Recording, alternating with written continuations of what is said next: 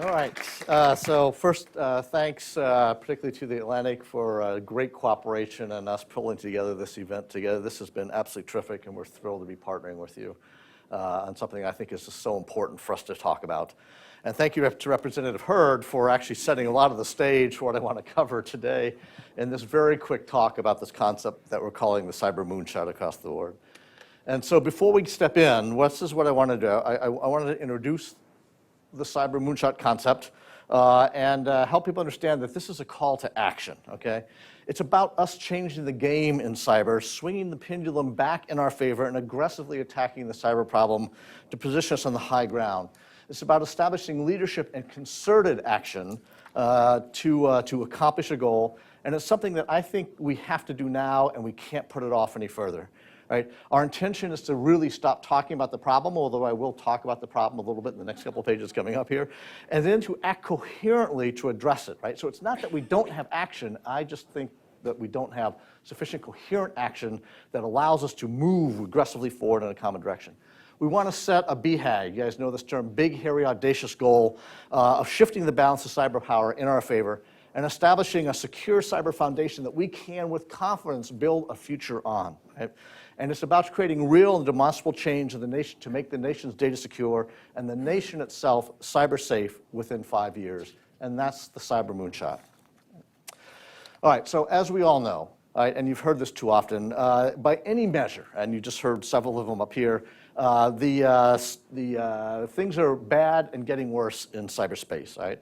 And this is true despite an increasing rate of cyber spending across all private sector and government and things like that.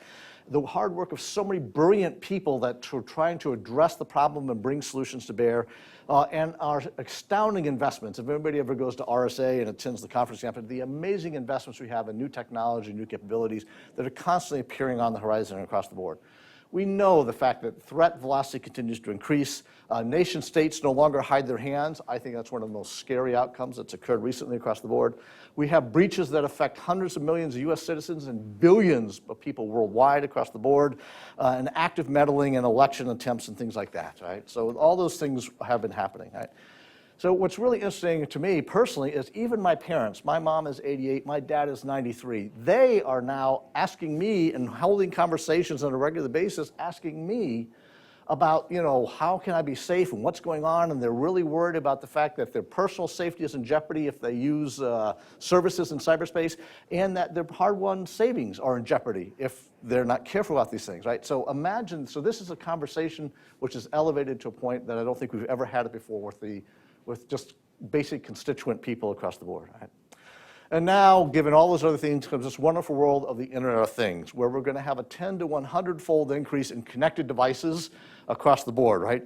And this is a world of boundless opportunity. I mean, if you look at what we'll be able to do through the Internet of Things, it's an astounding thing, right? Better healthcare, more efficient citizen services, fully smart and integrated cities, reduced greenhouse gas emissions, agile, adaptive military forces that enable us to deal with things on a much better basis, right? It's also the world of cyber nightmares. Security is an afterthought in this mad rush to market around smart devices across the board, right?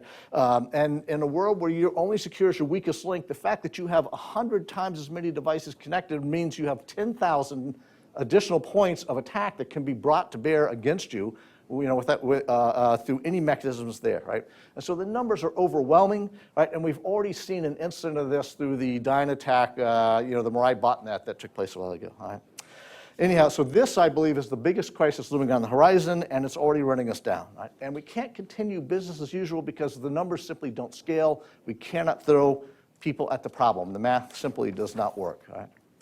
So fortunately, in this case, well, hope is on the horizon, and I'll hit this a little bit through AI and machine learning. We talked a little bit about this. Quantum computing, I think, might be able to help in some of these areas as well, too. All right? But I think we can all agree that solving our cybersecurity challenge and making the nation's data secure, our citizens safe, protecting our critical infrastructure is maybe the single most important thing that we can drive to achieve, you know, today. The world's economies are completely interdependent on this thing called the internet, and cybersecurity is a problem that thus affects all of us across the United States, across the globe. It knows no boundaries, and it has no bias, right? So it's not something that we're going to do. We used to worry about this thing called MAD, mutually assured destruction, right? Many years ago when I was a kid. This is important to what's going to follow up here in the rest of the talk. Now we worry about a new MAD, mutually assured darkness, right? So the ability for people to disrupt our economic foundation of our modern world, damage, destroy our life essential services, and rupture the fabric of our society and our daily lives is not the stuff of science fiction, but it's a very, very real problem. Okay. So for the next few minutes, I want to give our thoughts on what it's going to take to land this thing we call the cyber moonshot. So let's roll back in time. When the original moonshot was proposed by President Kennedy, there were three specific things that actually led to its success. One was inspirational leadership. Right? The second was a specific call to action in order to accomplish a goal that many thought was unattainable at the time. And the third was a commitment from Congress to provide sufficient funding so that they could do sustained investment in order to accomplish the objectives that were set out. Right? And this is what's most important about this. It was a challenge that ignited the nation to work together. It excited the passion of young minds. I wanted to be an astronaut. All right? It focused our energies and our attentions and brought government, private industry, and academia together in the pursuit of an audacious goal that many thought was unachievable. We need this today in the cyber realm. Right? That kind of purpose, focus, and energy to drive this forward, right? Even Hollywood and the consumer industry were in on the mission, right? So Star Trek came out as part of in the same era as the moonshot that was being developed and going on, to boldly go where no man has ever gone before, right? We still use that phrase today. You'll see it a lot, right? But more importantly, we had Tang, okay? The astronaut's drink. I drank a lot of Tang as a kid. I have to tell you, right? And so today, we need to ignite that same passion, that same attention, joint action, and a focus on a much harder and much more important problem to make the nation cyber safe. And I think the citizens of our country deserve nothing less. So I want to emphasize that when you think about this, back in that day, almost all of the basic science technology was already well understood, and a lot of it was already in place. Right? We had rockets. We knew about escape velocity, knew the mass of the moon. We'd built space capsules. We had spacesuits, and yes, we even had Tang, right? Tang preceded the Apollo program. 1958 was actually when Tang was invented, all right?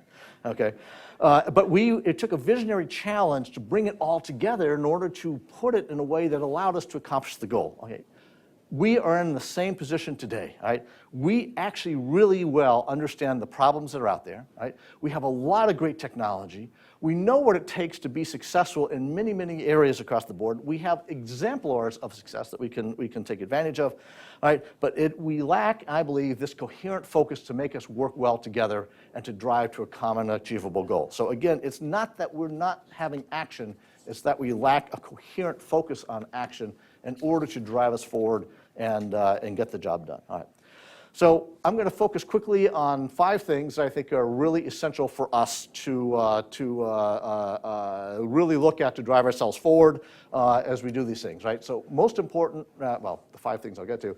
Most important, we have to think about this as a journey. It took 8 years to put the man on the moon and bring them home again, right? So you can't look at this as a one and done. It's something that we're going to be on a pathway to achieve for a while, okay? And we'll need a systematic and methodical approach in order to get there, okay?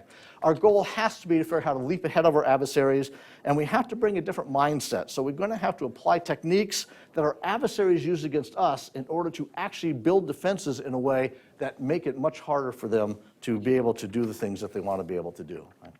So beyond basic hygiene, which as Representative Hurd said is absolutely critically important to do, okay, it is really, I think there's these, we should be actively moving into 5 particular areas that I think deserve a lot of focus. Right? First and foremost, along with basic hygiene, which is a passive, reactive thing, but critical to do, we now need to step aggressively into proactive defense. Right? We have to stop firefighting, right? And we have to begin to start fireproofing. We have to apply proven and effective practices, hunting, red teaming, continuous vulnerability scanning, to probe and root out attacks and APTs before they get a chance to do damage and sit in our systems and do things like that, right? We have to bring to bear machine learning in particular and AI in particular to enable detection and response at machine speed, and we must do this in order to deal with the IoT challenge that's facing us as we move on ahead. All right, you have to go to the cloud.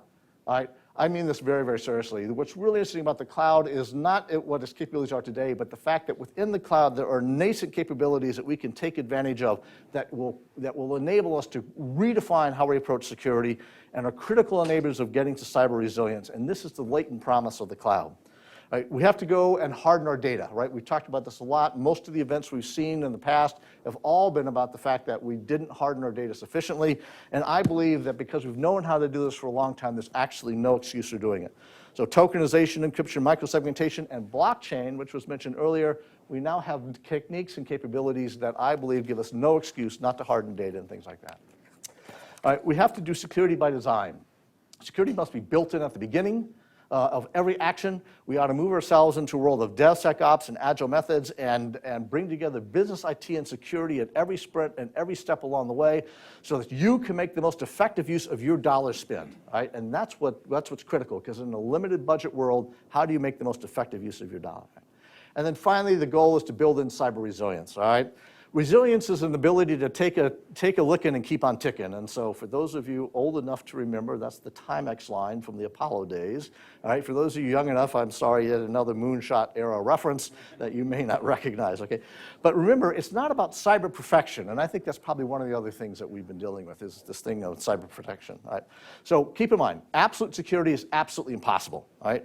So design systems to be resilient and tolerate cyber failure and yet enable mission and business and things to keep on working despite the fact that an event has occurred, right?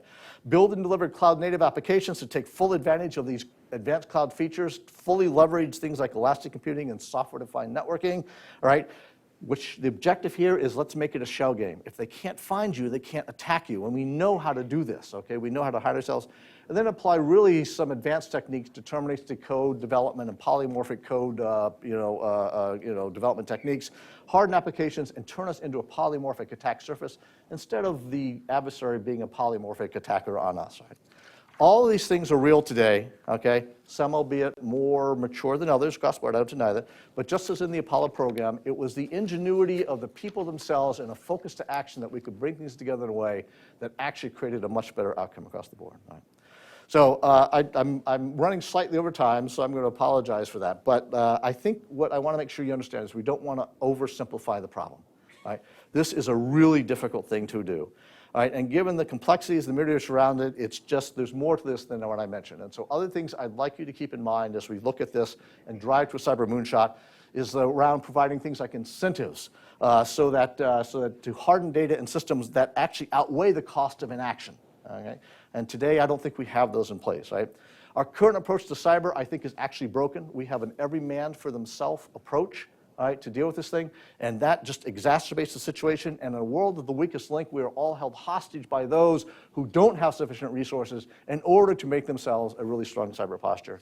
Talent remains a huge issue across the board, and we have to solve that problem. But by the way, I will tell you, the every man for himself approach exacerbates that problem and makes it difficult and creates this competition for limited resources. So think common shared services. And then we got to find ways to share data. You heard that also. We must share data. I think we need to look at cyber threat data as a common good for the common people and use it and find ways to make it immediately available for everybody to take advantage of and do, okay? So of course, there are many other challenges and things like that, but what this is all about is bringing us together to achieve a common goal for the good of all, okay? Because it's going to take all of us to land the cyber moonshot, all right? So anyhow, I want to close by saying, keep in mind that it's not that we're not doing great things. It's just that we believe that we're lacking coherent purpose and vision and a call to action to do this. And that's the objective of the cyber moonshot. So when you leave here today, I hope you'll join us for the call for the moonshot. I hope that you'll provide leadership and commitment and that we need to achieve it. Okay, and I establish a relentless focus on the goal and understand what it means for your organization across the board. Okay, and then go tell others about it. We have papers that go into detail on what I just talked about out front, so please pick up several copies and take it to your friends. We'll also make sure they're available to you digitally. And as I didn't ever change my slides when I was going through this thing and talking across the board, we'd like to hear from all of you and understand what it's going to take to ignite this effort across the board. And thank you so much, and I appreciate your time.